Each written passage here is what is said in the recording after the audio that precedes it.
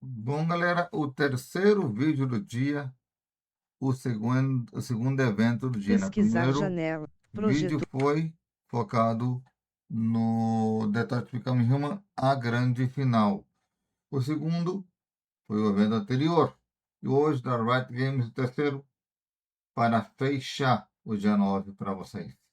Eu vou focar no Valorant, né? Que é o jogo que dá money para eles. Então, bora lá. Play button, pause button, video prop. My name is Katie, and I'm the team lead for TFT. I'm here to give everyone a little intro. We're so excited for you to be here to hear what we have in store. So we're going to have Valorant first, followed by League of Legends, and then a quick announcement from today's KO, and then rounding out our time together will be Rift and TFT together. So without further ado, please give a warm welcome to the Valorant team.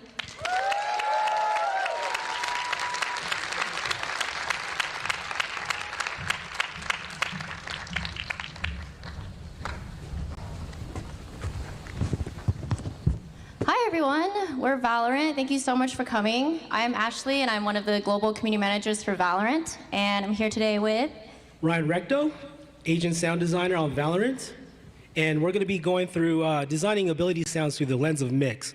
So we're going to go showing about the music and the art and how we made that into mix.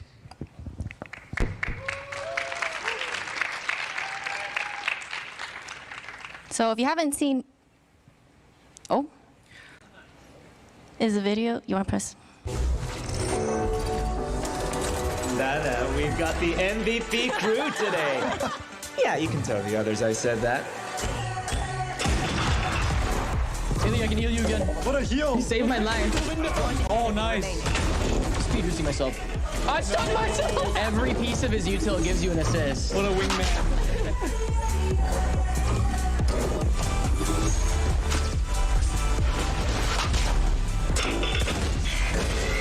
If anyone needs an energy boost out there, I've got you. Yo, Keo, put the music on. Everybody, listen to some music. The music is so cute when you're getting healed. Group heal, group heal. Oh no! Oopsie. You broke it. I did. Bravo, bravo. Let's stay in sync. Can't heal. Yo, wake up. It's your alarm clock, bro. You look so devious. Rubbing my hands together. It's a little chilly out here today, you know?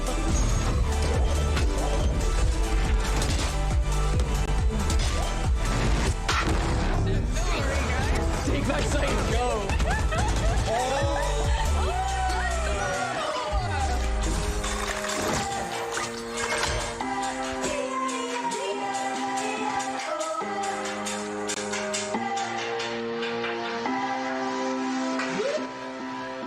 All right, tell us a little bit more about what we just saw. Yeah, so that was mix, and as you can see, there's a lot of music cues in there and a lot of sound effects that was bass driven. So basically, he's a sonic radiant from Croatia, and his background is like, he's kind of like this bedroom producer, and I had to find ways to make music as it was mixed and put them into the ability sounds, and that's quite a challenge. And so here's mix, and we're gonna go through all the music stuff and then show how I break it down into each ability. And first things first, Gigi is not here today to show off some art, but I'm gonna be representing some art pieces as well. And so what is a Nora? So basically a Nora is an internal dev name that we created, and this is how we visualize sound pressure. I fed the team like visuals of like sounds and sound pressure. And this Nora is a core raw representation of mixed radionite energy. And if you look closely, you'll see it throughout all of his abilities, even through like his fingers and everything. That's his sonic radiance. And how do we get the name Nora? Well, this was Mix's aura in the beginning, and we needed a cool, catchy name to it. So Nancy Kim, concept artist, created the Nora, and we just mixed the two words, Nancy and aura. So Nora. I love that. Yeah, so big ups to Nancy Kim. And we're going into the feedback loop. This is where we got a lot of inspiration on how to fuse audio with art. And there's so much back and forth and so much inspiration. It was definitely the funnest part of the game. So here's a visual representation of a sound. I fed the team some plugins that I have, some waveforms, even some vector scopes, and I show them what a sine wave looked like and a sawtooth. And this is a stylized representation of a sine wave, as you see on the left. It's the green one, and the right one is a sawtooth wave. And remember these two waveforms because they're pretty important for his abilities. And that brings me into my synesthesia. One of the first parts of the development of Mix was this art of power. Wait, what's synesthesia? Oh, well, synesthesia is like if I see a certain color, I hear certain sounds in my head. And the way I translate that to you guys in your ears is I create the sound based on the color within my own synthesizers. So I live and breathe synesthesia. I see colors and I hear sounds as well. So it kind of drives me crazy. Yeah, I bet. But anyways, so the red, if you see, I actually think of red as a brash color, a little bit aggressive. And then I see the green as a more of like a calming sine wave type of sound. But what I'm going to show you right now is what I fed the team is the red sound.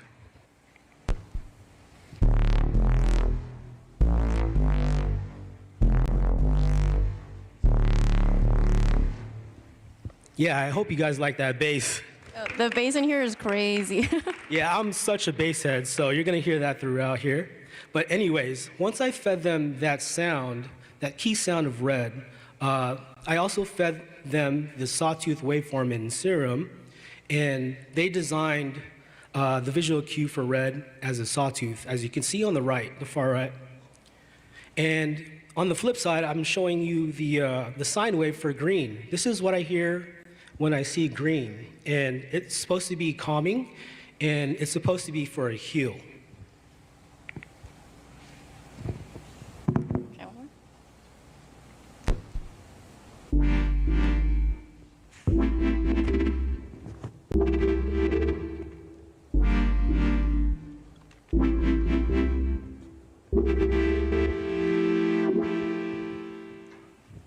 Yes. Thank you. So you see the differences, or actually hear the differences, right? Mm-hmm. And that brings us to the impulse. How many of you know what the impulse is? One of Mix's new abilities, right? Yeah, this is actually it's an impulse, which you can equip this impulse little synthesizer little thing, and you can switch from concuss to heal. And the way he does this is he infuses his radionite into this synthesizer box, and he's able to filter out certain waveforms. And again, here's the sawtooth for the concuss, and we're using sharp shapes here, as well as the pentagon graphics to simulate the deep blast of a subwoofer. It's kind of like our stylized rendition of a subwoofer in a cool way. And on the other side, you can see the heel, circular, a little bit more smoother flowing, and you're about to see the differences on the music part. So with this impulse, as you can see, there's a pulsing rhythm in each blast, right? So the challenge was, how do I put music into this impulse? And since I'm a big EDM fan, and you are too, right? I am. Yep, so we're both bass heads. Hope you guys can understand this, but I written the music on 120 beats per minute. And I left 120 beats per minute for the heel portion because that's a lot faster. And it's supposed to get you up and jumping, right? And then for the concuss, I had to do something different. So the polarizing difference is I broke it down. So if you imagine an EDM song where there's a drop and then people start headbanging, That's what I wanted to evoke for the concuss, you know? You headbang so hard that you get concussed. All right, let's hear it. So here it is.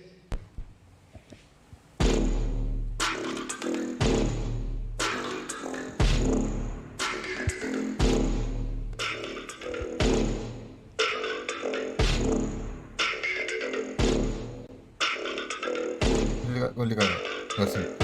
Tava desligado o microfone. Até parece um Mortal Kombat isso aqui.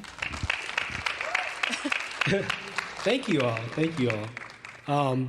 So on the last portion of that video, I'm showing a plugin where I used the sounds to emulate that it's coming from the impulse. So if you think about a little speaker, I guess, you know?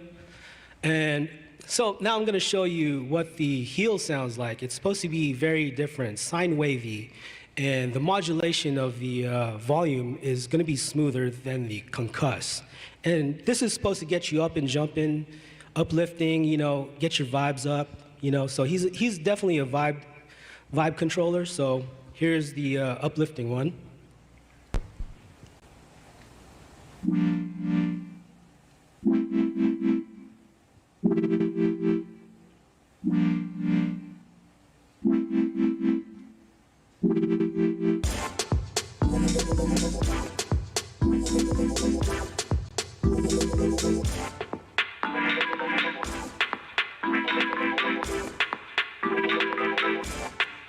And the difference, listen to the difference.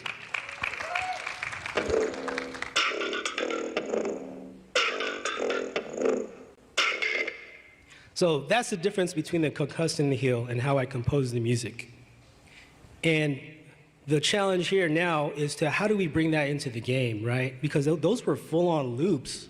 Like, this is not Spotify or anything, but, you know, once we get into the game, I had to balance gameplay integrity. You know, we got to keep things at a certain level and a certain, like, kind of like busyness, right? So if I dial that down, this is how it sounds like in game. And listen to the equipped idols.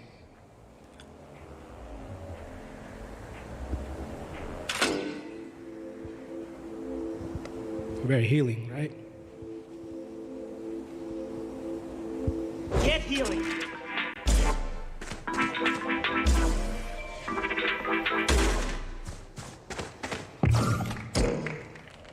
That's a concuss.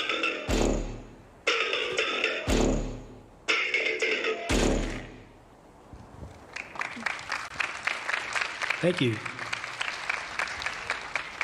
And that was the basis of our sound design and audio design. As you can see, there was like an oscilloscope on that impulse. And we're going to go into the next one, which is the smoke, the waveform. Now, one of the challenges was how do we make sound turn into a smoke? Because sound is not, like, it's literally not physical. You cannot see it, but we had to translate that into a visual form. So on the left, you can see some concepts here where we tried using waveforms or a paragraphic EQ to grow and form a smoke. Now that didn't quite work, so what was the magic word? Nora. So the middle, that's where we use the Nora again to expand upwards and create this smoke. So it looks really smooth, and on the right, you can actually see the Nora at its core. And pay attention to the colors because this is what I'm seeing. I'm seeing greens and a little bit of hues of purple, and it's kind of smooth and kind of idle. And the way I created sound for this was I started off with a synthesizer, again. As you know, mix is actually based off of a lot of synthesizers. I try to keep that true. So for the smoke, I created this synthesizer, but the synthesizer itself didn't quite fit in with the smoke. So by using a noise generator, I created this kind of like whipped cream type of sound so that it like kind of cloudies up the synthesizer. And what you're gonna hear here is me making the pads and then putting the cloud on it.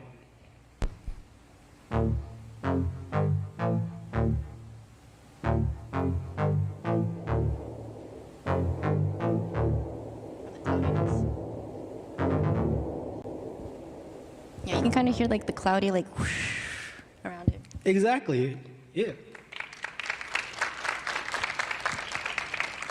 Thank you. And so that cloudiness and that synth drove forward the sound of the smoke, right? So I got these two elements. How am I going to put that into the rest of the abilities? And how am I going to make that musical? So if you know in the equips, there's like about 1 or 2 beats in an equip, right? So I would loop it over and over again and make a beat out of it, or play some notes on it, and added the whipped cream on top of it. And that was the basis for all of his smoke sounds. So throughout his ability kit for the smokes, you're gonna hear a bunch of whipped cream and synths.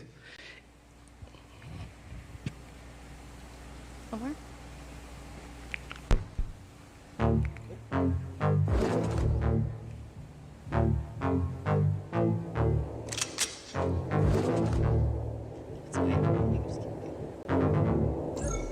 Smoke's up.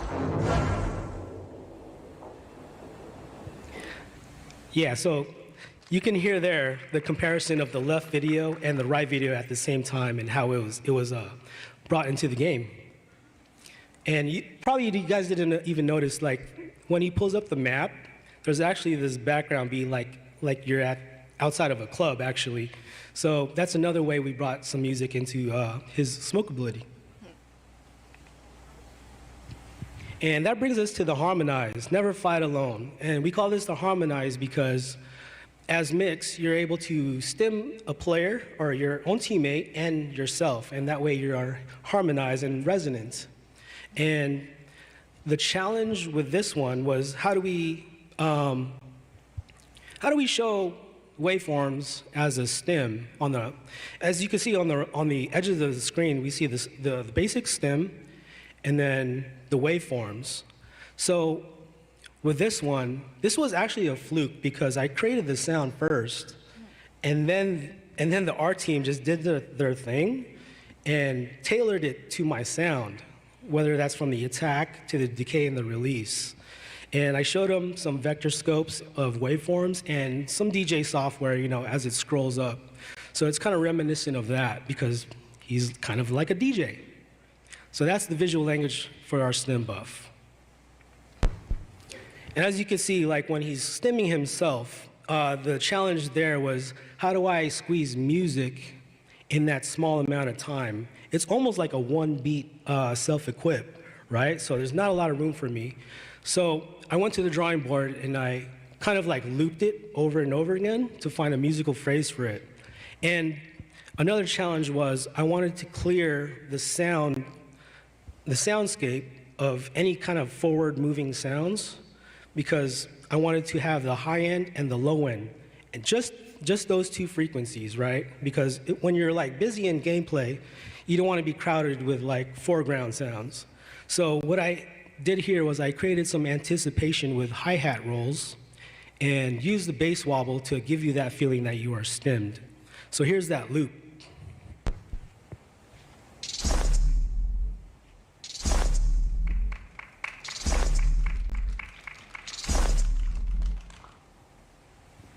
Yeah, so that's the vibeness of the stem. You know, hope you guys feel that bass in here. And speaking of bass, this is the bass quake. This is my favorite ability of his kit because a lot of sound design went into this. It took a while to find what the ultimate should sound like. Like, how do we differentiate the ult from the other abilities, right? I'm using synths, I'm using music. How do we make this even go harder, right? So I went back to the drawing board, listened to a lot of EDM, day in, day out, and I was like, okay, let me loop his equip again and make a beat out of it. So this is the beat that I made out of the equip.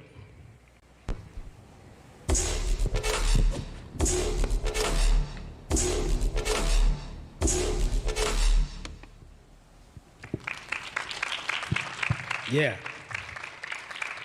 And, and back to the inspiration and feedback loop. So I showed this to the team, and they were like really jamming to this. You know, they're my vibe check.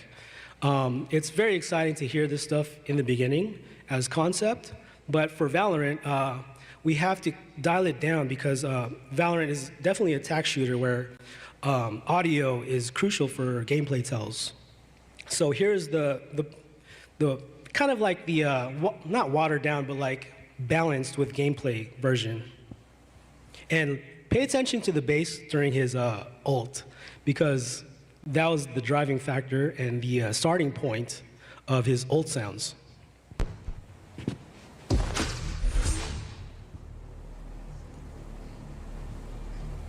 Right here, right there. My ult's ready. That's so bassy. All right, thank you. And so the second part of this was if you get clapped from the bass quake, funny. Anyways, when you get clapped, you get deafened, right? It's kind of like fade, you get deafened and you hear certain things in your headphones. And for Mix, this was kind of a challenge because at first I used the heartbeat, because when I imagine myself getting deaf, I kind of hear my heartbeat and my blood flowing through my head. You know, do you get that sometimes? Yeah, like your other senses are heightened. Yeah, exactly, exactly. So like, I spend so much time in front of a speaker at raves, and it really rings my ears. So the way I created the deafen was, I got the heartbeat and turned it into a synthesizer. And then I found a rhythm that fit the theme. So again, I think it was like 120 beats per minute again. And then I noticed that I wanted to disorient you with some high-end frequency, right? So I have this bass throb and then this hi-hat that disorients you. So here's the deafen. Hopefully you guys can feel it. Listen to this.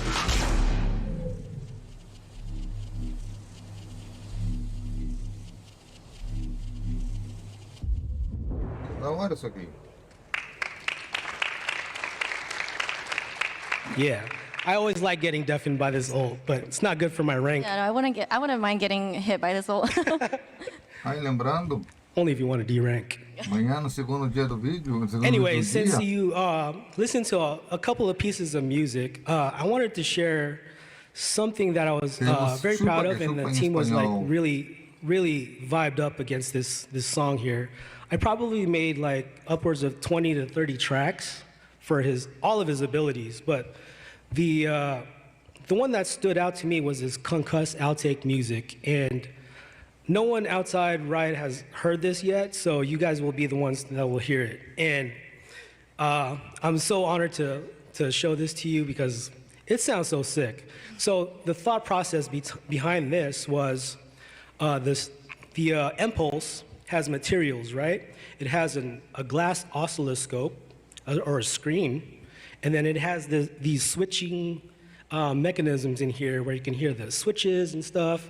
And I wanted the Radiant Knight to start poking at the glass while it's blasting. So here's all the elements in this concuss outtake music just for you guys. olha que legal. Bagunça dele com uma música. O ruim que eu não entendo caramba nenhuma dessas coisas.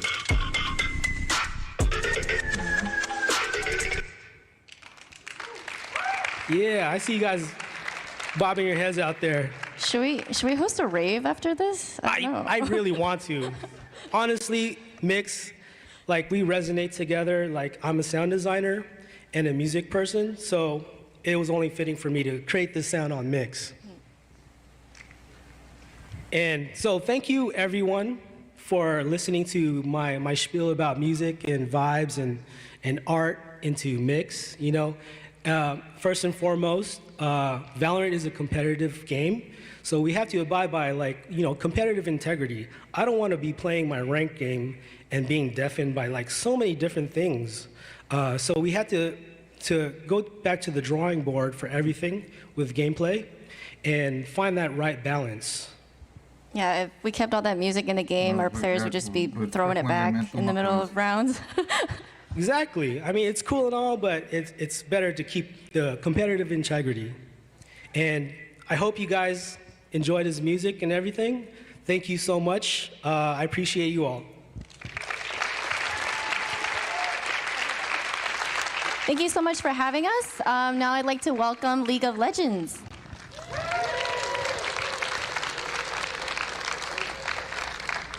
Dois jogos. O Valorant foi o primeiro, agora o League of Legends. Jogo do elemento, né?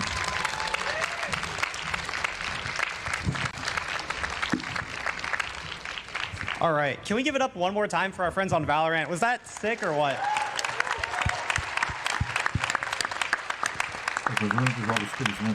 The amount of love and attention to detail that goes into creating these agents, that only for me to go like 2 and 15 is incredible. All right. So, thank you all for coming today. We are the League of Legends team, and we are here to talk to you today about Shyvana's update. All right. So my name is Lilu. I am the Global Community Manager on League of Legends, and I will let all of you fine humans introduce yourselves. Hey folks, my name is Ed, and I'm the product lead on Champions for League of Legends. Hey everybody, I'm River. I'm one of the writers for League of Legends. Hi, I'm Ben. I'm the game design director for League of Legends. All right. So, as I mentioned today, we're here to talk to you about Shyvana. Doesn't she look sick? Like, awesome. So, why don't you guys quickly explain to the crowd kind of like how you were a part of Shyvana's update? Yeah, so then I can talk a little bit about kind of product's role for this. A lot of the times we're kind of just doing two things. One, we're trying to make sure that we have this strategic vision for the team. And then two, we're just trying to make sure we're shepherding all in the right direction, that we're all working together to accomplish those goals. So that's roughly kind of what product is overseeing at that point. Something we kind of say is we create the sandbox for folks to play in, but then we let our like world-class, very talented devs work within that sandbox. Yeah, when we're updating Champions, narrative is basically taking what already exists and what people love about this character, her story, her identity, and figuring out how do we update that and bring that up to speed, both in VO and in-game expressions, and also around it, and also how those things now dovetail with other crafts like design, like art, etc. So a lot of VO, a lot of bios, things like that. And then, yeah, game design for this was figuring out which abilities we wanted to update and how we wanted to update them. Yeah. Awesome. So let's start with you, Ed. What goes into such like a comprehensive update? Because we really touched like Shyvana's visuals, her gameplay, even her narrative. So how do you start on that? Yeah, I'll take a step back and talk about like generally what we think about when thinking about an update. So League is a game that's been around for a while now. You know, if they were a teen, they can technically drive now. So that means there's a pretty big divergence in terms of the art asset quality from something that was made like 15, 16 years ago versus something today. And so we always kind of want our game to feel modern, fresh. And so like the visual modernity is one gauge that we think about when updating a champion. And then the other one is also something that has changed over time is kind of the gameplay in League, the meta, what it takes to succeed from a kit perspective. So then it's like design is another vector. So oftentimes we start by evaluating those two, trying to figure out what needs to be updated and working through that. There are also just a lot of other elements to a champion, such as splash, narrative, VO, that we also want to make sure is at a modern quality. So we want to take all of that into account when updating a champion like Shyvana. Yeah, and I think Ed touched on a lot of this already, but it's also, when it comes to narrative and VO, This is a champ that came out a very long time ago when our voice scripts look very different. The way that we do VO and expressions in game looks really different. And also the way that the larger Runeterra has developed over that time looks really different too. So when we're looking at updating a champion like Shyvana, like I mentioned before, it's finding the core of that character and what makes her cool and special, what makes people love her, and then how do we bring that up to a modern quality standard? How do we then expand that into a full voice script instead of however many lines she had before? She has a lot more now, which is awesome. And how do we give her a level of verisimilitude as a character and as a person in this world that honors what that core was and what that core is, and gives us also opportunities to expand that into the future. And then with design, I mean, like River was saying, we're looking for what the core of her gameplay experience is and what parts we want to lean into more or what parts we want to update and modernize.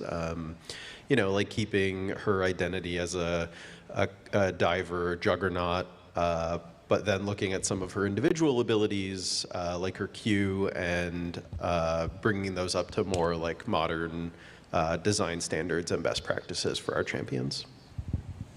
Awesome, thank you all. So can you tell us a little bit more about how all of you collaborated together to make this work? Because I don't imagine building a champion is like everyone's just doing their own thing and then you stick it all together at the end. Yeah, I'll talk about our general kind of process. So there are, I'd say, like 2 major phases when we're thinking about development like this, and this is also true for like new champions. And so this first phase is called DNA, which is for design, narrative, and art. So it's kind of these 3 pillars who are working pretty much together every day. And they're really trying to figure out what is the kind of the bones or essence of the champion. They'll collaborate, they'll spin ideas off of each other. One really good example of this is then design was like, hey, human form Shyvana doesn't have this really strong silhouette that makes her unique within the roster, so it can be a little more difficult for gameplay clarity. And so then design and art collaborated to add a tail to her in human form, and that really helped solve that problem. So that's kind of one example of folks collaborating pretty early. As you kind of get through that, as you kind of lock down the concept of what she is generally going to look like, the basic elements of her abilities, then you start bringing on more folks. Then you start bringing on like your 3D artist, your VFX, and that's when the collaboration starts across like a larger group of folks. And we'll usually have things like bi-weekly reviews. Folks will then show, hey, this is the VFX for her E, and then design might be like, oh, that looks fantastic. But maybe we need, to change the colors here or there so that it pops a little on the map, or maybe it pops too much. There's a lot of design considerations like that. But it is a lot of collaboration because it's a big team, and you all want to make sure that you're kind of rowing in the same direction.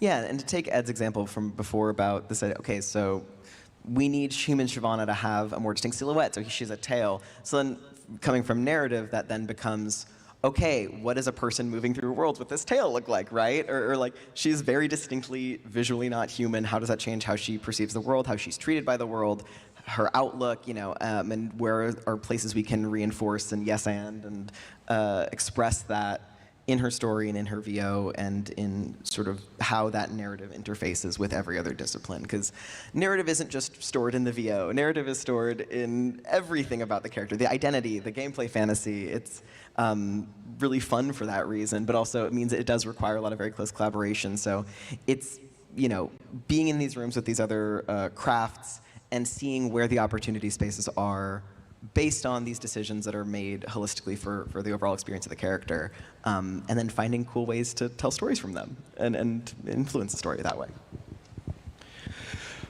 Yeah, I mean, Ed and River said most of it, but making sure that everyone's rowing in the same direction. Like if, for example, if we're wanting Shyvana to be this dragon who more kind of gets in your face and is more melee focused than the rest of the dragons, or than most of the other dragons we have represented, then okay, how do the abilities, how does the gameplay support that? What do the abilities need to do to facilitate that? Like whether that's getting more health from a shield, or the R fearing so that it's safer to jump into the team and be in melee in that way. Yeah, just considerations of how we design and update those abilities to all kind of hit the same goal. Awesome, thank you. So I do know that with Shyvana's obviously a champion that a lot of League players have come to love over the years. So for something that's so near and dear to so many people, how do you approach the process of updating a champion in the sense of like, there are a lot of like things I imagine you want to keep for those players that love Shyvana, but also improve upon to bring it up to like modern League standards like you were saying earlier. So for Shyvana specifically, were there any core parts of her kit that you thought were really important to keep throughout her update? Yeah, I think that's a really good point, because you do have Shyvana mains who have spent hundreds, if not thousands of hours on the champion. Do we have any Shyvana mains in the audience? Let's go! Yeah. So it is always kind of this balance of like, if you change too much, then it's like another champion, but if you change too little, then it doesn't feel as meaningful. So I think that's a balance we're always trying to figure out. For Shyvana in particular, I think we really wanted to preserve that identity of a half dragon who turns into a full dragon, and to make sure that really sung for her. Something that we were kind of on the fence about early was then turning her from like a wyvern, so kind of like a dragon's with her front arms attached to those wings, into more of like what you might consider a Western dragon, which is like those 4 legs plus those wings. We felt like that. Thank you. We felt like that just made her more like majestic, terrifying. It really sold the fantasy of being this big, powerful dragon. We were a little concerned though, because players had spent, thousands of hours in this other version, but that was something that we really wanted to improve on, because we really wanted to sell that dragon fantasy visually. I think narratively, she's such an interesting and cool character. I think she represents a really unique corner of our champion roster and our IP, which is, someone who exists as a shapeshifter, sort of between two forms, on the outskirts of Demacia, and has a very different relationship to Demacia than pretty much every other Demacian champion we have. And narratively, we really wanted her to still feel really strong and really powerful, have that inner fire and external fire.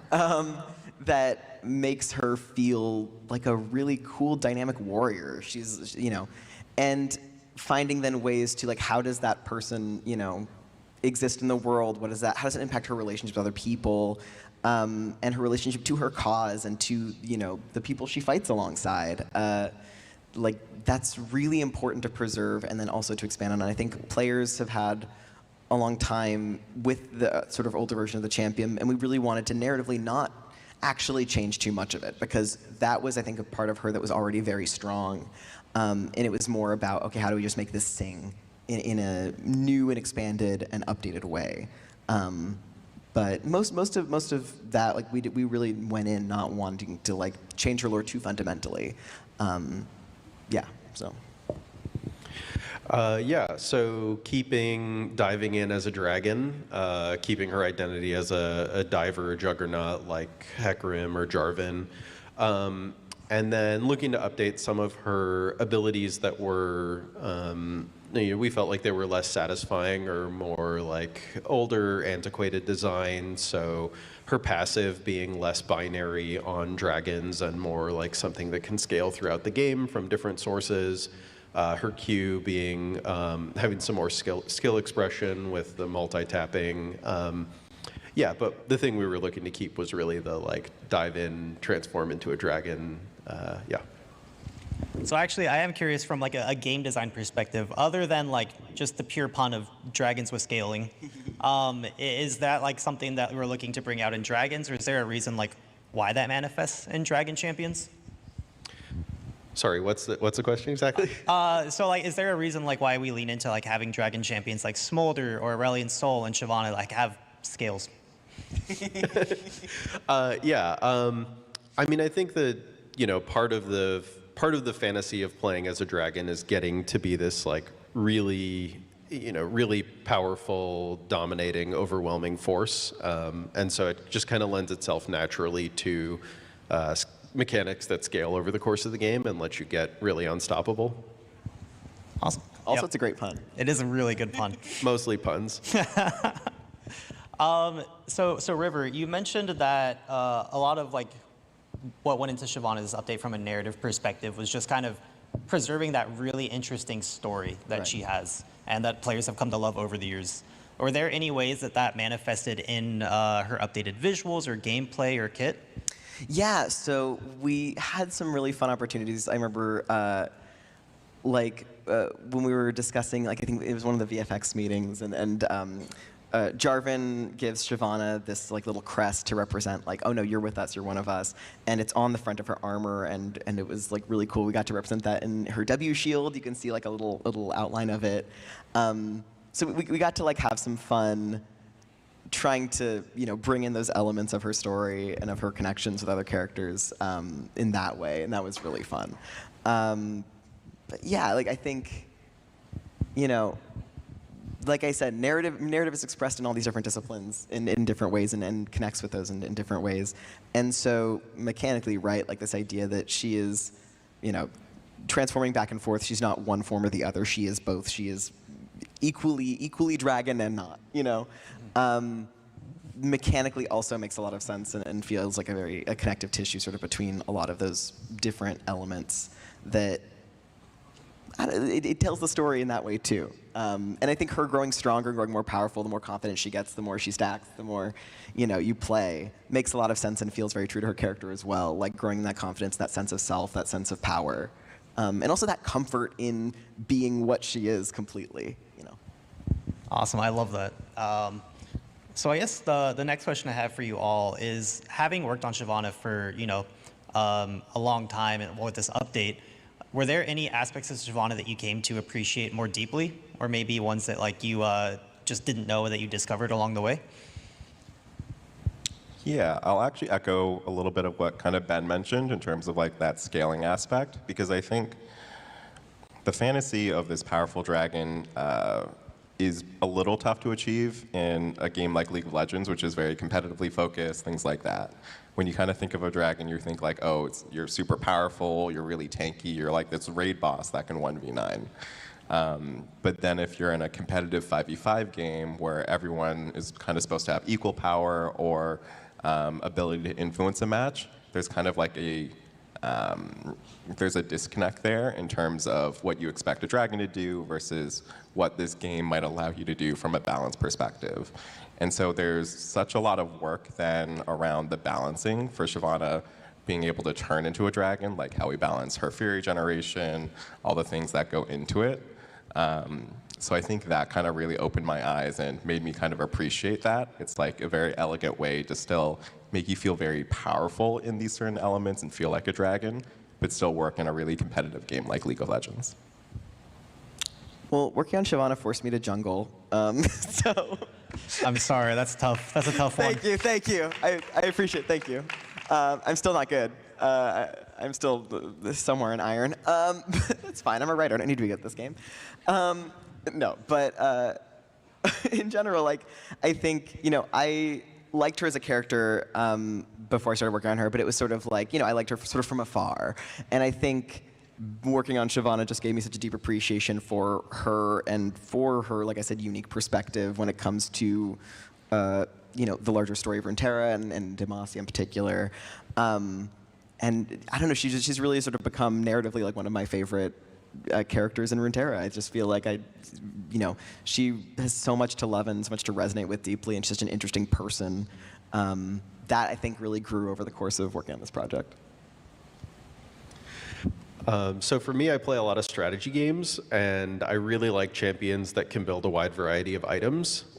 So I like when I'm playing Shyvana that I have a lot of the item catalog available to me as like at least kind of plausibly reasonable things to build. My team might not feel the same way.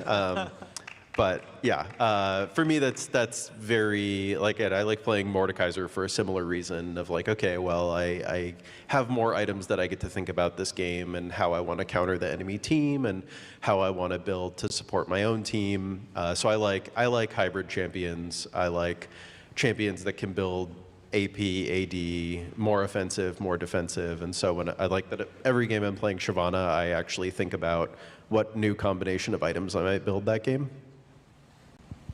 Yeah, do you have a personal favorite build right now? Not one that I'm brave enough to say on stage. Sounds like he might be an AP Shyvana abuser. Maybe. I may have been in the hotel room last night building embarrassing items. It's okay. Your op.gg is safe with me. Awesome. So I guess we talked about a lot of like the big wins with that we've found in developing Shyvana and kind of how we were able to remain true to a lot of aspects to her. As you were going through the process, what were kind of the most challenging things that you guys encountered working through it? Mine's a little bit of a cop-out. Maybe I'll say two things. One, I think we touched on a little bit, but it's always trying to find that balance between how much you want to change for a champion versus how much you want to preserve to keep that essence for her. And so as we started, I think, on Shyvana about like a year ago, we really did feel like the core essence of her was so resonant that we wanted to keep a lot of those pieces. But it's always kind of a tricky balance there because I think you run the risk of alienating or not serving an audience that already likes her versus an audience who might like her. And so that's always something that's top of mind for her. The other part is I think the team was just really aware of how much the community wanted this update. And so we just came in with a lot of like high expectations and understanding that there was a very hungry group of players we were hoping to serve. So I think those two were trickiest for our team. So how do you typically balance trying, like when you're going to update a champion, making them something more accessible for players that maybe haven't been interested in Shyvana so far versus those that have been playing Shyvana since like the day she came out? I think for Shyvana, we thought that the core was already there. And so it was more about how do we improve her to fit in Modern League. Some good examples of the past where we thought there were potentially like mechanics that were a little too niche that really limited the champion. I think Aurelion Sol is actually a really good example. We know that there were a group of players who really loved, the circling stars around him mechanic, but we knew that there was a lot of players who were like, ooh, this is a little finicky, a little weird. It's very different from anything else you find in League. And that's something I think we're more and more concerned about, or at least conscious of. We do have 170 champions. The burden to learn each new one can be a little tough. So if you have someone who's just very, very, very vastly different, that can make it really tough. And so those are kind of some of the considerations we're thinking through now. I will say, as much as I do miss the rotating stars, the Aesol throwing up stars at your opponent is a really great touch. Thank you. Aesol mains? Any Aesol mains? Let's go. Not good for my solo queue, but good for my heart. So what about you, River? What were some of the most challenging things when it came to updating Shyvana's lore? Yeah, I mean, I think echoing some of what Ed said, I know I feel like we're echoing each other a lot, but I think that speaks to sort of how collaborative and aligned we kind of had to be through the whole process, right? Like, for Shyvana, it was when we're looking at expanding or like sort of taking a core of a character that's already really beloved and then giving them more content, giving them more things to say, ways to interact with the world narratively, really wanting to deliver on, there's as many different versions of this character in people's heads as there are players who play her, right? And they're all gonna be like slightly different. And so trying to find what feels like the best version that delivers on the sort of fantasy and the love that players and fans have for her is always, I think, a really big burden across the board, but a very worthwhile one. I think that we would all agree in that. And so I think that was part of it, was like, okay, is everything I'm writing here gonna feel good for people who know and love this character, who know and love every version of her that's come before? And then I think also like really dialing down on, because I mentioned like her relationship to Demacia and her relationship to why she fights and what she does is a lot different than I think other characters sort of in her same arena. what drives her, I think, was the thing that we really were like going back and forth on and trying to find the exact expression of, you know, what balance of like feral badass dragon to like, no, she is like a person who's got like really strong convictions and ideals that she's pursuing, you know, and so much of her story is about that titration between the dragon in her and the human in her, you know, and so because of that, it was really fun, but also it was a very big challenge to find what's the exact right balance of how many lines are going to be more focused on sort of her dragon-y nature, you know. We talked a lot about her being like, she knows that when she walks into any given room full of humans, she is kind of an apex predator. She is like, she's a dragon, you know. She exists in a fundamentally different kind of scale, no pun intended, but also intended. Nice. Thank you. Then everyone else around her, and that changes her relationship to other people, changes her relationship to the world. And so finding the ways in which that can both feel really resonant to players and people can kind of connect and you know, try and step into those shoes, but also like, you know, doesn't feel too like a different mindset. It still feels like her, I think was one of the bigger challenges we encountered, especially for VO expression. Yeah, with gameplay, it was a lot of balancing the tension and juxtaposition of the different elements of her as a character. So she's a juggernaut diver, and then already that's pretty tough. Like a juggernaut is supposed to be, you know, it's supposed to walk you down, and if they can catch you, you're in a lot of trouble. But maybe they can't. But then a diver, you know, by their nature has to be able to dive, right? So there's just a lot of tension there of like, what's the right amount to let people do that where they can still have that fantasy moment, but you haven't combined these two classes in a way that just breaks the game for everyone. And then also her being able to build AD or AP items and build you know, more offensive or more bruiser or even straight up tank items in some cases. Like, it's just a lot to balance all those things and try to walk that line of letting you play out the fantasies that we're going for with her without breaking the game for everyone else you're playing with. I wouldn't mind that as long as she's on my team. Okay, so kind of on the flip side of that then, what are you all most proud of in terms of how she landed? I think for me, it's definitely where that dragon form landed. And then I think we were able to add just like a lot of personality and touches to it. So when I think of just like she has a custom run animation when she uses her W in dragon form, when she gets some movement speed, and she's almost kind of like, she has like a very unique run. It almost looks like she's kind of happy when she's doing it. So I thought we were able to add just kind of these like light little touches that gave her great personality.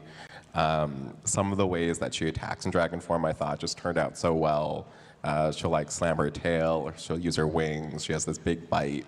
And so I think a lot of the art really came together. Our animators in particular just did such an amazing, fantastic job there. And so I think that part really resonates with me. Yeah, I think I'm really proud of the like I said, the nuance we got to sort of express in her now, which is really cool. We got to, you know, hear more about her comments on the world and the way she thinks about things, and also getting to give her a sense of humor, I think, was really fun. She's very dry. She's very like she's got like she's got some jokes. She's good, you know, and you know, I think she's a line about small talk and how much she hates it, which is so funny. And like those moments that make her feel, like I said, like a person who has a point of view and has a sense of humor, and I think, you know, is dealing with this very unique situation that she's always been in, and is really fun. And I think I'm really proud of how that turned out. Yeah, I mean, I think that the dragon form is just incredible now. And other than that, like the Q, I feel like feels a lot better, a lot like meteor hits.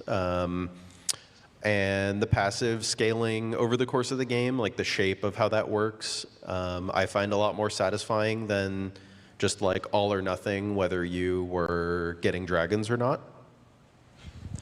Yeah, I do want to echo, like, I remember back like season 2, 3 when I was picking up League, and then like I see this like dragon lady champion, and I'm like, wait, this is sick, I have to play this. And I ult for the first time, and I'm like, wait, this isn't a dragon.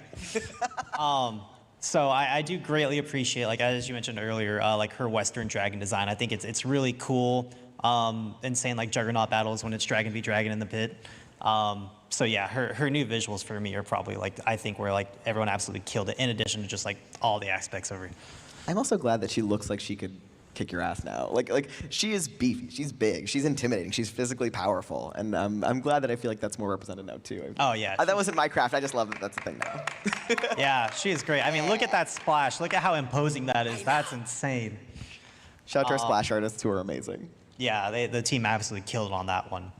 So as we're wrapping up here, is there anything that all of you want to say to the Shyvana players and League players in the audience or at home? Yeah, we really appreciate your support. So if you haven't played Shyvana yet, please give her a try. If you have, we'd love to hear your feedback. We're definitely listening now. We have some plans in the upcoming patches we're working on. And so ultimately, we just really appreciate that you're trying her, you're giving us feedback, and just want to say thank you to the community.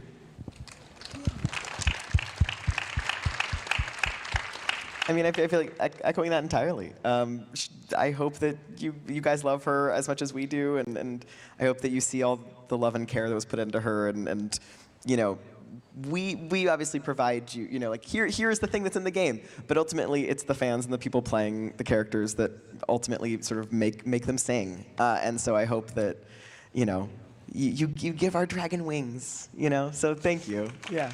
River with all the puns today. Good stuff. Good stuff. I'm always on it. I don't have any puns. But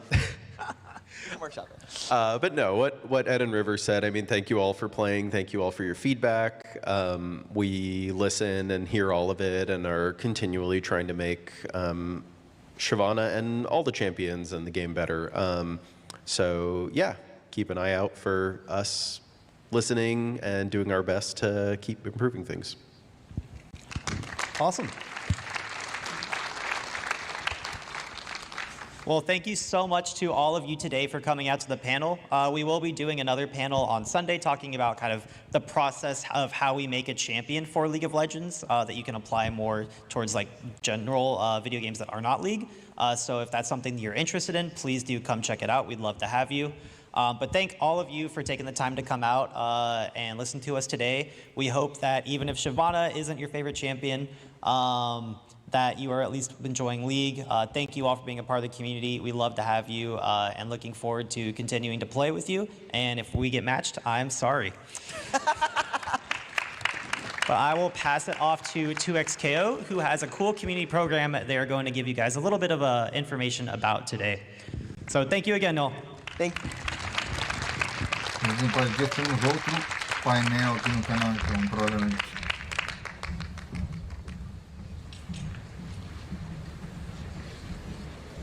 Esse painel foi dividido em 3 etapas.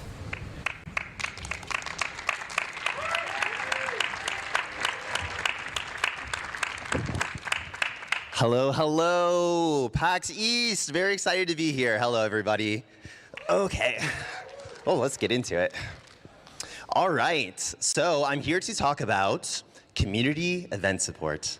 But first off, I am Jules, aka Jules JP. I am the community lead for 2XKO. I am so excited to be here. Quick shout out to the Boston FGC. We've met a bunch of people. Shout out to NXKO. We're gonna be at Balance Patch later today. So if you're into fighting games, come hang with us. So, if you don't know what 2XKO is, 2XKO is a next-generation 2v2 tag fighter. Shout-outs to Maddie on our brand team for hooking me up with the slide. You can team up with your friends or go solo as you battle it out with a growing roster of League of Legends champions, each reimagined for explosive fighting game combat. One of the best things is when you grab a friend and you run duos, you can both play on the same team together. So let's talk about the community program. So we are launching the 2XKO community events program today. You can now earn in-game rewards for playing in an eligible 2XKO community event on start.gg. So this is super easy to apply. So most fighting game tournaments are already held on StartGG anyway. We have a dedicated league page where if you are a tournament organizer, you can go to this league page and you can apply.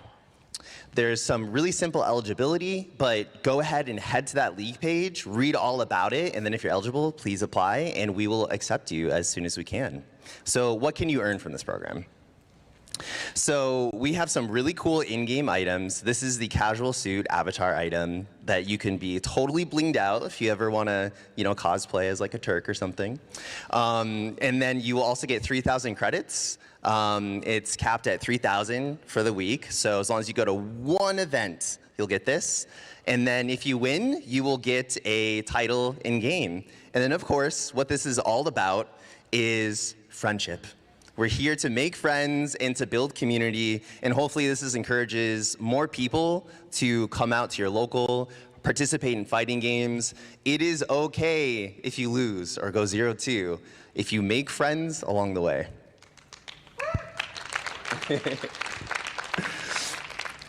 Yeah, that is it. It is a super quick announcement. Myself and then Paul and Steve from our team, they're over there. We are going to be around PAX East all weekend. If you have any questions about 2XKO, please come talk to us. We love chatting with you guys. And that is going to wrap it up for 2XKO. I am going to now hand it off to the Riftbound and the TFT team. So please, welcome in. Não, 4 jogos. Que tá louca? You can keep clapping. Yes, give it up again for Julia and the 2X team. Woo! Okay, enough. It's time for strategy games. Hi again, I'm Katie. We met earlier. I'm the global community strategist for TFT, which, if you didn't know, is the largest PC strategy game in the world.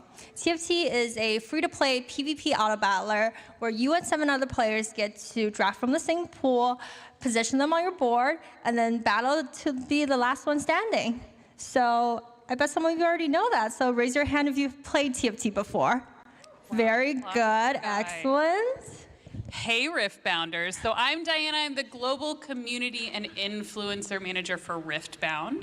If you don't know what Riftbound is, it's the League of Legends trading card game where players are going to use units, legends, and abilities from across Runeterra to conquer battlefields, earn points, and hopefully win the game. So raise your hand if you play Riftbound. And keep your hand raised if you play both. Or raise both your hands. That works too. Okay, great. Yeah, because both games are actually very, very similar. Right. And we both use beloved League IP to achieve a best-in-genre experience for our players. And today we're joined by devs from both teams here. So let's go down the line, introduce yourself, say what you do for the team, and then tell everyone who you think gives the best high five in Runeterra. Hello, my name is Mindy Chi. I am a technical game designer on Riftbound, and previously I worked on TFT for 4 years as well. And I think Kobako gives the best high fives because no explanation necessary. Yeah. Hi, my name is Naomi Kute. I am the set design lead for set 17. And I think that Rakan would give the best high fives because he's just really overwhelmingly positive, and so it's hard to believe he would ever give a bad high five. I like that. Hi. Yeah, like, would she be okay with you just I think they have a healthy enough relationship that, like, he's not going anywhere. She does not have to worry about him. That's fair. He's locked in. Hi, I'm John Mormon. I'm sets design lead for Riftbound, and I was the set lead for Origins and the upcoming set Radiance. And my pick is going to be Ivern. With your Ivern shirt. Wouldn't that hurt? No, he'd be extremely gentle. Yeah, he's gentle. Hey, folks. I'm Alex. I'm the head of gameplay for TFT. Best high five. I have to go with Blitz. You just stand there. He does all the work. I feel like that one would hurt. Yes. Yeah. What about you, Katie? I think Braum. I just feel like he's such a warm and positive character. And you get Poros. Yeah, exactly. Poros. How about you? Well, so admittedly, my answer is a little weird. I have very limited exposure to Riot games. In fact, Riftbound is my first Riot game, so very few champions that I'm super familiar with, but I don't know. I feel like Darius might give a decent high. Oh my God, what a terrible answer. Okay, well, calm down. There are, in fact, wrong answers, I guess. I should just leave. I'll go. I mean, I'm really excited to hear from some of you devs, though, because with my limited knowledge, it's really cool to kind of get this peek behind the curtain and learn a little bit more about not only my team, but also the TFT team, because we're strategy games, so we're kind of like cousins. Sisters, best friends. Twins. Yeah, something like that. So I'm going to start with you, John. And of course, I'm going to put you on the spot immediately. Sounds good. Can you explain to me sort of the top to bottom set design process for Riftbound in 42 seconds? All right, so we start with a theme. Sometimes it's a mechanical theme, like in Spirit Forged. We started with the idea of like equipment and moving equipment around the battlefield. Sometimes it's more of a general theme, like the jungle for our upcoming set Unleashed. From there, we go to build out a champion roster for that. We build out champions that fit with the mechanic or with the theme. We then build out decks for each of those champions and then kind of fill in the cards around that with exciting things that we hope people want to open and play with.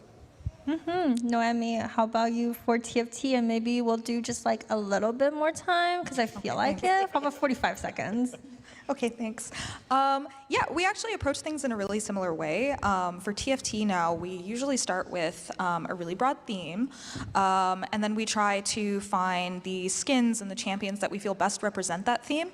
And then, similar to y'all, it's a lot of just like iteration to whittle down like what's working, what's not working, our favorite pieces, things we call like our core pieces that really represent the set.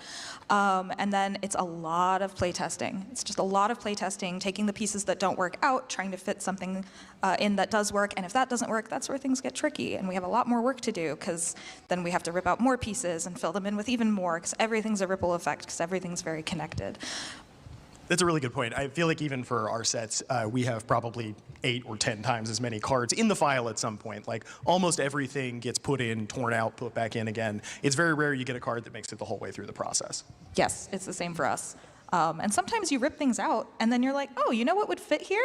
A couple months later, that same thing we took out. Let's put it back in. Or a couple sets later, you never know. Yeah.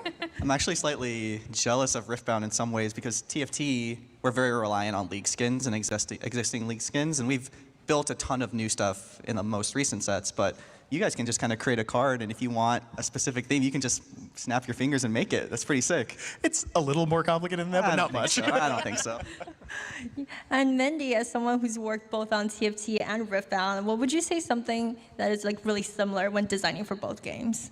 Yeah, they both have a lot of similarities. They are both like, I would say like almost live service games in a way because they both have their core gameplay that doesn't change from set to set.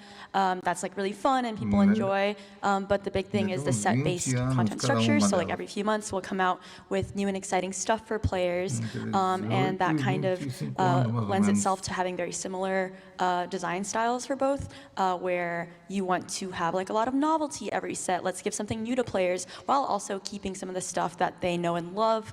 We'll do that from set to set. Like, you know, Riftbound has some mechanics that you'll see again and again across them. And TFT, we might like keep some things similar or like mechanics that we've seen before that are like popular from past sets too.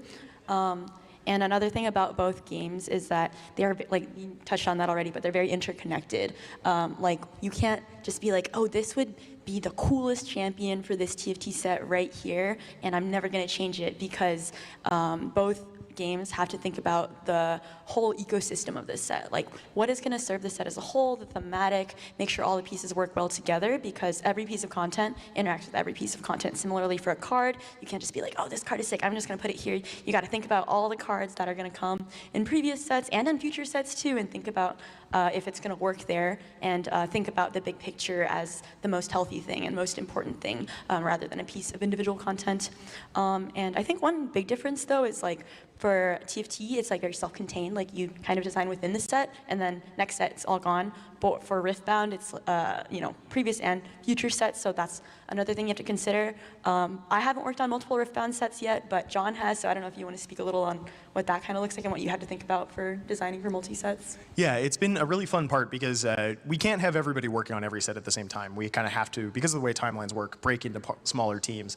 But then we take opportunities to have everybody playtest each other's sets, and that's some of the most exciting points in the set development process. Because maybe you're working on the next set and you finally get a chance to playtest the near-finished version of the prior set, and you're like, okay, I have some ideas here I can build off of that they didn't get to quite experiment with yet. I'm going to just pull those into my set, and then it's awesome design space that you didn't know you had before. How many Riftbound sets are being worked on at a time, would you say? I mean, in what level of development? in any level. This is your playground. You tell me. I think if we're saying any level from literally the point where we are considering what we're doing to getting the cards in players' hands, I think we have 6 in development right now. Okay. Yeah. Wow. And Alex, how many TFT sets do you think we're developing? We have the 2 for this year in production currently, so and then we have early conversations around what our themes are going to be for next year. So if you see me around and you have any cool ideas, hit me up with a theme you would love to see.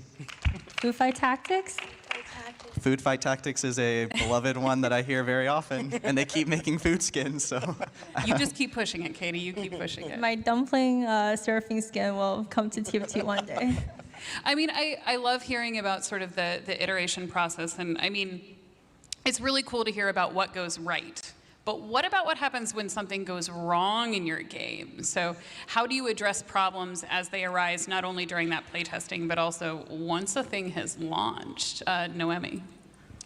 Yeah, I think TFT is in a really fortunate position for things like this because, well, one, if things are wrong, it will just all change in 4 months.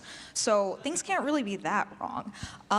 But also, if we do really have an individual or a couple pieces of content that aren't working, we have the ability to just change them or remove them. But as I understand it, for Riftbound being a physical card game, that's you can't go into people's houses and just take their cards, right? Yeah, we experimented with sending Dave Guskin with a Sharpie to every LGS, but it didn't work. So yeah, we kind of have to try and get things right before we send it out to players and get it into their hands. And a lot of that comes in the internal testing. We are moving cards around constantly, as we mentioned, and sometimes that involves even moving something late in the process. And like Mindy said, everything is very interconnected, so sometimes you'll have to rebalance one card that then leads to you having to rebalance 6 other cards because it changes the way an archetype works. And then once it gets out into players' hands, we have basically a limited number of options available to us. We have the opportunity to ban cards. This is not something we want to do lightly. Like, every card is somebody's favorite card, and not everybody gets to read the ban announcements. And nothing stinks worse than going to your Nexus nights and then having your opponent be like, I'm sorry, you can't use that. Your deck's illegal. We've considered other options in terms of like restricting cards where you can only use a limited number of copies. We feel like that kind of puts you in a situation where like the problem's not solved, it just comes up less. So it's not really satisfying as a solution. And then we've also aligned as a team that we don't want to use errata for balance reasons. Errata, for folks who are not as much into TCGs, is where we make an official change to the wording of a card, but it's still written as it is on the card, obviously. We'll do that for clarification purposes. Sometimes things just like work better in the rules if you have very specific language, but it still reads okay. But we try not to do it for balance reasons, kind of for similar ideas. I want your card to do mostly what it says it does. And Alex, this is something that you have a lot of experience with on TFT. How do you fix problems? Yeah, I work with the live team a bunch, and I think one thing that we talk about a ton is honestly just how grateful we are for the players. I think on 2 ends. One, the patience you guys have as we're working through things is amazing, but I think we've made that pact with you all in a way of like, if something's off, we react to it extremely quickly, and that's something we take really seriously. But TFT is such, like they've talked about, such an interconnected game. We can't just take away the 4-cost tank that isn't working. We have to rework that and figure out what it is. So the live team deals with a lot of things internally around like localization. So like our timelines are actually incredibly short each patch. So folks like Tim really put in the work, but yeah, definitely something we're always striving to get better for. Yeah, I also want to mention too that having worked on both games, one thing I really appreciate about our design culture and like the way we think about things is we're both very data driven and both very player driven. So we rely on like what we see out in the wild, the data that we have, but we also are players ourselves of like a lot of our games, so we have to like kind of balance both sides and are not just like purely data driven, but we are very informed with the data too for changes we make for both games and the impacts it has, and that like the nature of like a card game and it being physical versus, you know, in the digital game we can like fix bugs quite like quickly and within the next patch usually, and consider like if we need to hot fix it like and do it an even more urgent kind of fix too. So keep telling us things. Yes. Yeah, I mean, we actually have a very nice life balance team because whenever I have a bad TFT game, I will go to our devs desk and like, fix this. Why? Yeah, trust me, guys. If you all are annoyed by something, I've already messaged him on Discord how annoyed I am by it. So very heard, and yeah, luckily our teams are really, really engaged in playing the game, and I think that helps a lot. That is a really interesting thing for our internal testing as well. Like when we're testing out the live meta to try and like make comparisons for ourselves, or even when we're testing future sets, we also have to occasionally make adaptations for like who is playing what deck, because everybody on the team is a different player. We are better at different things, like different archetypes are better for certain people, and there are some people in our team who are just astronomically better card game players than anybody else in the company. And like, what are you gonna do? That person's gonna win most of the time. So you kind of have to be able to look past like single game results at time and actually look for the way the pattern is playing to figure out what needs to be done. I kept trying to give the feedback of I continue to lose my games, but they didn't make the game any easier. So yeah, now you get to hear it again in front of an audience. So when I think about TFT as a very engaged TFT player, I'm always trying to figure out like the synergies between the traits and the origin. For example, for Sec 16 or in Legends, you usually want to play the Master characters together because they make each other stronger. So when it comes to things like Riftbound, how does synergy work? So generally, when we look for synergy within our game, we try to build an archetype out for a champion. So we want your deck to be centered around this idea of your legend and the champion that you're playing with, and give you kind of a good goalpost for what you want to do with it. I think I see Lily on the board here. She's a great example of a deck that wants to be playing around with these temporary sprite tokens, and all of her cards kind of build in that synergy to work with those temporary sprite tokens. But then those cards also need to work in other people's decks. We can't just make something that really only goes in this one, or like, we can do it with signature spells and legends, but it's pretty limited. So then we try to find decks that pair well with that. So we have LeBlanc in the same set, who also makes a different kind of temporary token, giving us a lot of like cross-pollination between those two archetypes. Yeah, and in design we have like kind of an idea of explicit versus implicit synergies. So explicit is like in TFT, like this unit is Demacia and Warden, so obviously we put those together. And then there's implicit synergies like, oh, this unit shreds and reduces armor, and this guy does physical damage, therefore I put them together. So both games kind of have an expression of both of those things too. Like we have the, you know, Legend Champion Signature Spell package and Archetype Mechanic package and Riftbound, but sometimes you're like, oh, like, this guy like does XYZ buff that goes really well with this, and just like same thing for TFT too. TFT is much more explicit synergy based of like, you know, the traits and everything, but there's all different types of players that just want to put in the explicit traits, but some that want to like think maybe about like, oh, like can I cook and put something like super crazy together with these kind of champions or mechanics too, so a little mix of both in both games. Yeah, I think having the mix also is really exciting for me even as like a dev, because I know that no matter how much we have like played stuff internally, we are going to give it to players and they will find like the most cursed thing ever and find a way to play it. And Same. like, Which we love. We love. yeah, we love it. It's like it genuinely is very exciting. Frontline Spirit Bomb Ari. Oh my God. Yeah, because I mean, it's just I didn't even think about that, but of course somebody would have, right? And it's just once we release it, you know, we get thousands of games in a day, and for us we get like what, like 3 if we're lucky in a day, and so it's really, really cool to see. When you all start to design those things, when you look at kind of putting together a set and building out those initial units, I mean, is the process something like you have this lead character that you want to bring over and kind of create that character for your game? Or is it more you looking at sort of the spread of everything else that's going on in TFT or in Riftbound and saying, we want to bring in these abilities, this champion happens to embody some of that, and we think we can make it work. So what is sort of the order of operations there, Alex? Do you want to take this one, Nomi? Sorry, what did you? In terms of, do you want to take this one? Oh, yeah. Sorry, the echo. Yeah, so I mean, I think it really depends on the where we're at in production. So in the beginning, everything's like very free flowing. It's very, you know, we use the term dreamy, which is just like, whatever you want, throw it in. We'll see if we can make it work. And that's usually where we get the like, well, I really want this champion, or I really think that this champion represents the skin line really well, or this theme really well. Let's bring them in. But then when we get to that like iteration phase that I was talking about, where we're really testing stuff, pulling things out, putting things back in, it gets a little trickier to do that. And so that is when we actually approach more with the, well, we have this, I almost talk about them like puzzle pieces. I'm like, I have this shape here, and I need something that fills this shape. Beautiful mind, the whole thing all together. Yes.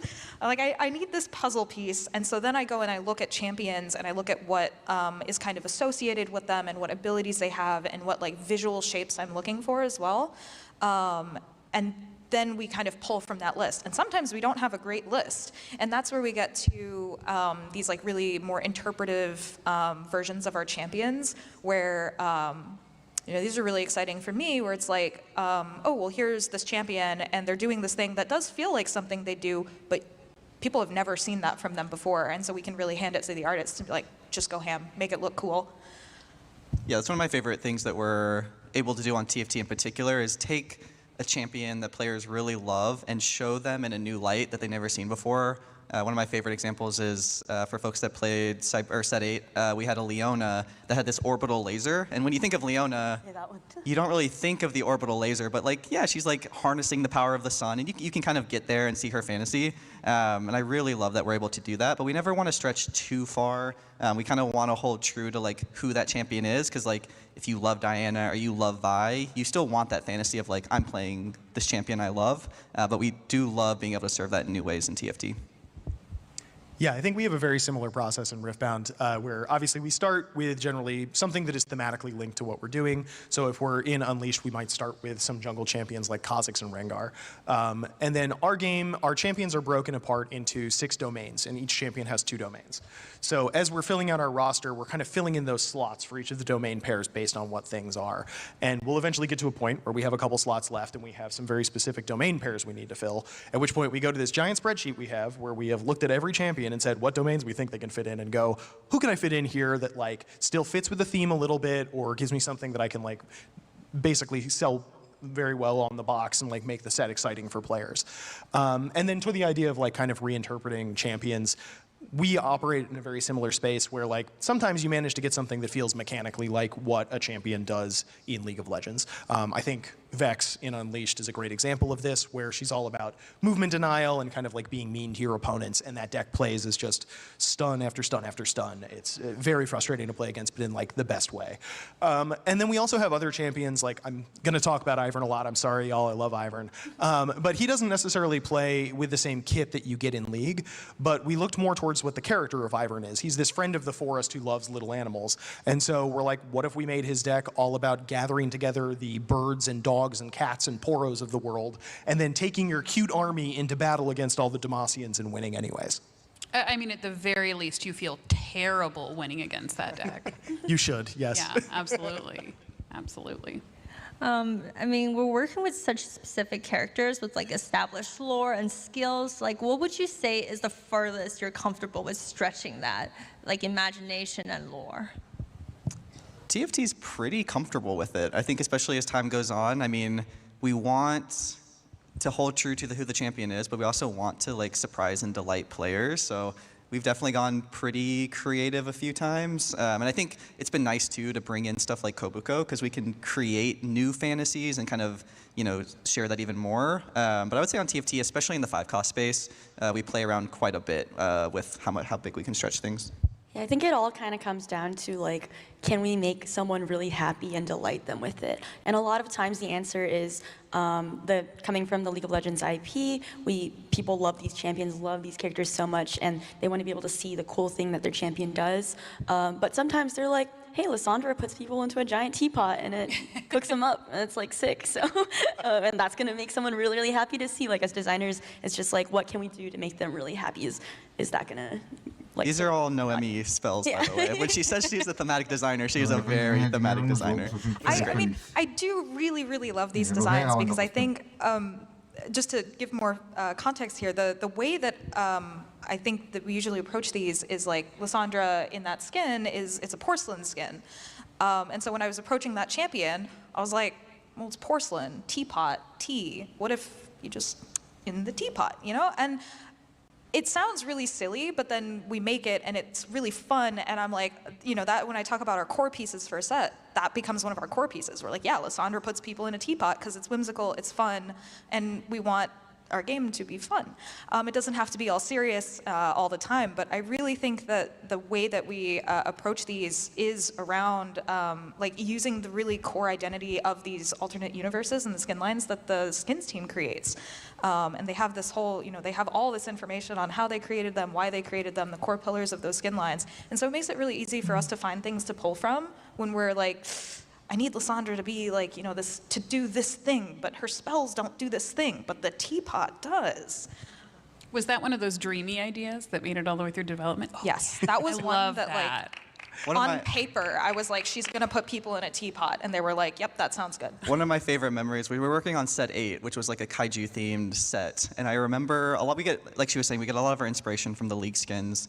And part of that is actually watching videos of like their recall animations and other things that they're doing on SR. But I remember walking by, I think it was you and Linda, who was our set lead, and Linda just turns around and she's like, what if Mordekaiser drops a building on someone? And I was like, sure, that sounds cool. So yeah, having those moments in the office is really, really fun. Noemi mentioned something else that I think is like one of my favorite parts about working at Riot, honestly, on all this, is that everything we're touching has such a background and such a passion from other people in the company. So when you want to look at what you want to do for a particular character, there's somebody you can ask who will just info dump on you, like everything that they considered, a ton of different background information, a lot of angles for you to use. It's wonderful as a designer to just be able to have that much raw material to work with. Yeah, like a little behind the scenes on like developing for TFT. A fun part is when you're making like a 5-cost champion, you sit there and you look through all their spells and all their VFX and you're like, what crazy stuff is there? Because then you're like, giant building, teapot, like, I don't know, like random emojis that pop up. I don't know, just like random things you'll find in digging through VFX, and then that kind of like can inspire a lot of like really crazy fun things sometimes that like other artists have made for League, but they get to bring to life in TFT, which is really cool. So. I mean, Mindy, I've heard you mention it. Noemi, I heard you mention it. I'm sure, John, Alex, you both mentioned it at some point while you were sitting up here. But you mentioned that you kind of start off approaching something through thematics, a theme, a baseline for a set.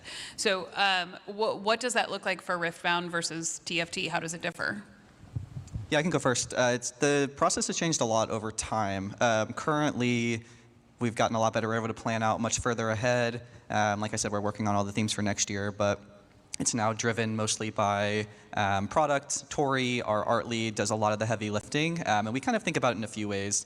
We think about what's going on at Riot. Are there any big moments we want to tie into, like with set 10 and the music stuff, which is really fun, or Arcane. And then there's also just, we don't want to serve 3 sci-fi sets in a row. We don't want to do 3 fantasy sets in a row. So we kind of think of what the player journey is going to be like over the course of the year. So there's a lot of different factors we think about. Yeah, I think for Riftbound, it's kind of in a unique place in its life cycle as being a fairly new game. So like when we were looking at what is the theme for Origins, the theme was let's make a card game. And so we wanted to make sure we got in things that really like sold you on this is League of Legends, but also things that are like, if I play other card games, what are the things I'm going to be excited for? I think I've talked about Victor a bunch from Origins, but he is a token generator, and we knew people like playing these go-wide token decks. So even before we knew that was Victor, he was in the card file, and I think we ran him through multiple different champions. He was Soraka making like Stellacorn ponies at one point, and Braum making Boros. And when we found Victor and the Arcane stuff, we're like, oh, this is something that'll really excite people and give us the archetype we want to see. Going forward into future sets, I think our themes are getting a little tighter. They're getting a little more like closer to what TFT is doing, and we'll see more of that as we go forward.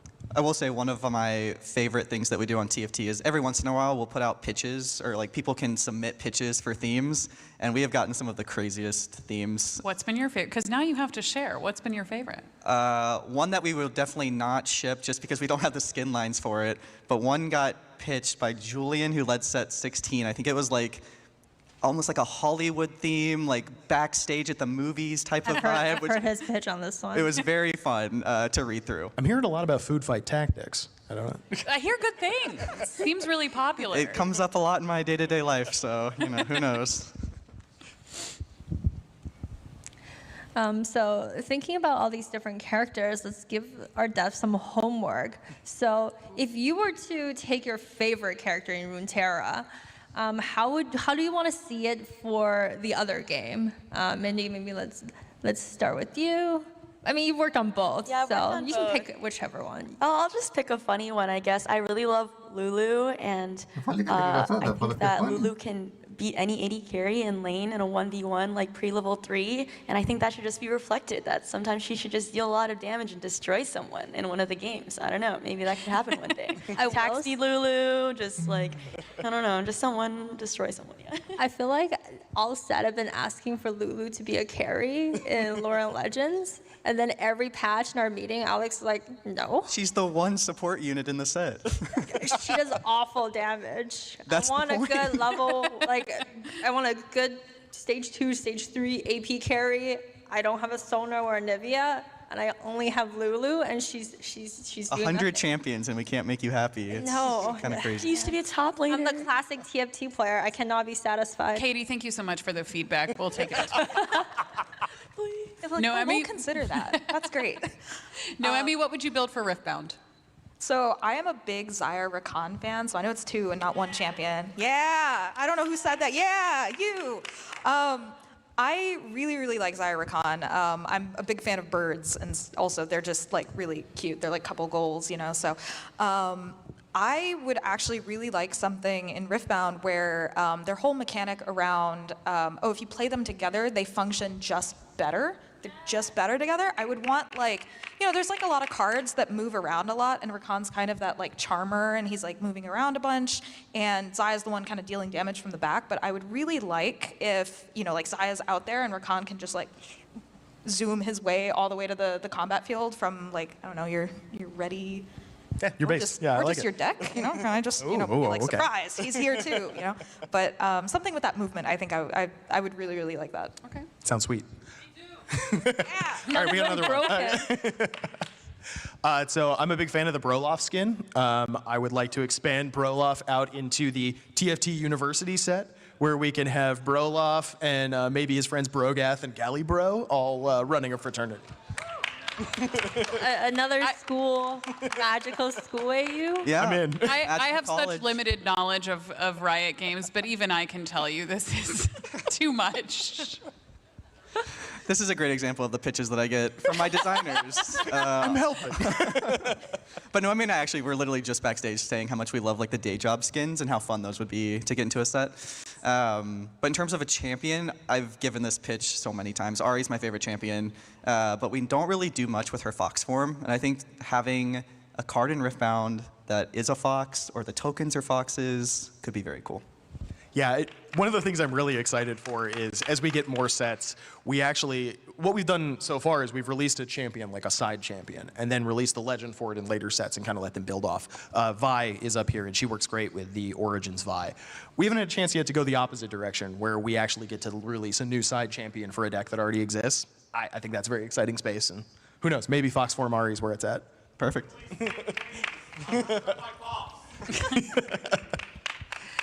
I mean, that kind of brings up a good point with you talking about Ahri's fox form. So what's your favorite way that your game pays homage to Runeterra lore? Oh, that's a good question. It's definitely tough in TFT. We're never going to really be a narrative game. So the way that we approach it normally is kind of like nods or winks or ways to make the player feel smart or in the know. We actually did a lot more of it with 16, where we kind of played around with the unlocks. Like Ash and Tryndamere had a good unlock together. Nidalee and Nico had an unlock that were connected. So we try to get in the Easter eggs and stuff, but at the end of the day, being a strategy game, it's hard for us to really tell a story. Even within our thematics, it's hard to tell like the full story. But we do have these amazing marquees that the publishing team makes that do tell good bits of the story. But yeah, we mostly just trying to weave them in. Set 9, we did a bunch too with region portals, where we kind of did different regions in Runeterra that maybe normally wouldn't get called out. So that's kind of normally how we approach it in TFT. What do you guys do in Riftbound? So we have a little bit more space between things like art and our custom units that are not champions, that are just kind of like color of around the world of Runeterra, and then also flavor text, obviously. But even within that, we can't really guarantee any particular story is told. It's much more like vignettes within the world, because I can't promise that card A is going to be played before card B, before card C, and that you actually get to see something happen. It's more like here's a fish. What's that fish up to? So I think we are going to keep exploring more ways to establish more lore as we go forward and get later Riftbound sets. But it's probably still going to remain this kind of a like series of viewpoints into a world and what's happening there. I will say one of my favorite things is seeing posts on Discord or Reddit of the players bringing the stories they want to life with our characters. Like that came up a bunch in the Arcane set. And players would just play certain boards just to make the family all together or to have like the full family with Echo. So yeah, I love seeing that kind of stuff come through. Yeah, that's definitely something we try and design towards when we can is like, I want to give you a reason to put Jinx in or Vi in your Jinx deck and that sort of thing. I will also say, one of the things that y'all have is, I think the card art tells a lot of the story already. Absolutely, yeah. I'm like a big fan of, I'm like one of the people who like puts the cards together and I'm like, yeah, and this guy went here, and now he's here, and now he's over here. And then figuring out the story that way, even if it's not like the Runeterra champion stories, there's still like the story of the background guy, and those are actually really fun for me. I feel like I learn a lot about the lore from. Can't forget Cythria. We love Cythria. There's like, I was like, there's a lot of like eggplant-looking guys in her in the Runeterra world, and I didn't know that until I looked through all the Riftbound cards. Like, wow. Yeah, I think TFT also does a great job when it comes to like team-up augments, for example, to get to like tell lore stories that way. And I remember, you know, like the Fated mechanic where you put people on top of each other and they do something. That was 100%. For those of y'all that don't know, this was back in Inkborn Fables, back in set 11. There was a Fated trait, and the inspiration from that trait came before the set was even like on paper. Our set lead was like, I want to make Set and Ophelio smooch, and I will now build a mechanic so they can smooch. Thank you. Yes, that deserves claps. And then you know she made it so, and Set and Ophelios were both in that trait, and you could link them together, and you know in a very PC, very professional way, and they could smooch, and you could play them that way, and that is all she wanted, and she got it. This goes back farther. Linda was the lead on the set, and she is very similar to Noemi, loves thematics. So it was her, Tori, and I kind of figuring out the world of Inkborn Fables. And when in one of the first meetings we had together, she walks in and she's like, all right, who do you want to smooch? And like, no context. I was like, I need a lot of context before I answer that question. And then she had everyone on the team choose who their waifu or husbando was as part of working on the set. Yeah, very critical. And it was I'm a really your good waifu. I'm sorry? Who is your waifu, Alex? It is Ari. Of course. As my No desk one shows. is shocked. I don't think. Katie's trying to call me out, but her desk is just as degenerate as my desk is, so. I have a normal desk. Sure. I'm fans of things. We love 2D characters. And I would like to express that. There's a reason you haven't had a desk tour on. No, it's hugely inappropriate. I mean, I think one of my favorite stories that our game director tells is how there are players out there that if, you know, Kat and Garen, they're in the same set, they will always play them together, even if they're completely not related, they don't have a shared origin, they don't have a shared trait, they'll just play them together because that's what they're a fan of. And I think that's really cute, like TFT get to have that space to be, you know, Runeterra fan fiction. I actually forgot we did this, but in set 9, I don't think we put in a lot of Easter eggs, and they caught most of them. But we did have one where Garen and Kat did one less damage to each other, but I don't think anyone actually caught that one. That's pretty cute. I mean, I love how similar all of these games are, and kind of the design process and how it looks different and how it looks the same.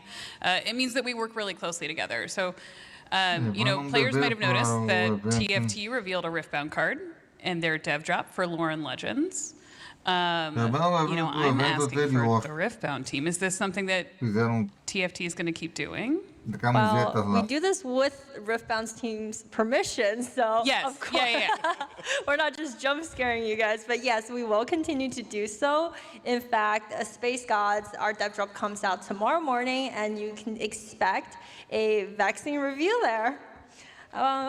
Thank you so much to everyone for joining us. We really hope that you've enjoyed our devs, all the other games reveals, and there's a lot more at PAX that we're a part of. We will have a Riot Games community meetup tomorrow at 1:30. And then for TFT, we have a Space Gods panel where we're going to talk about our new mechanic and TFT mechanics in general at 3:30. The League of Legends team will have a panel on crafting memorable champions Sunday at 1:30. I know there's so many things, guys. And then at noon on Sunday, we'll have a Riot Dev Pentathlon. Yes. Say that 10 times. Riot Dev Pentathlon. Riot Dev Thank you. Pentathlon. I was practicing backstage. It was like a tongue twister. It's a big word. So, I mean. But yeah, so TFT's newest set, Space Gods, comes out April 15th, and we hope to see you in the Convergence. Go to your local game store because Riftbound's next set Unleashed releases in English May 8th. There's a special little preview event happening tomorrow over in our play space at the back of the convention hall. And then some Unleashed goodies are on display at our exhibition booth, and you can go take a peek at those. And then remember, the best time to get into either one of these games, this is a new set that's being released, which just so happens to be right now. Yippee! Wow, so thanks so much to our devs for joining us and answering all of our silly questions. And good game, guys. GG's. Thanks, everyone. Depois de derrotar Freezing na Mekuzei, Goku estava em uma situação. Muito bem. Muito gostoso por me acompanharem a mim e outro amanhã. Agora à tarde com Chupa que Chupa. E às 7 com Mortal Kombat. Beijo, galera. Até amanhã. Iniciar janela. Pesquisar janela. Caixa de OBS. Cleaner. OBS. Iniciar. Interromper.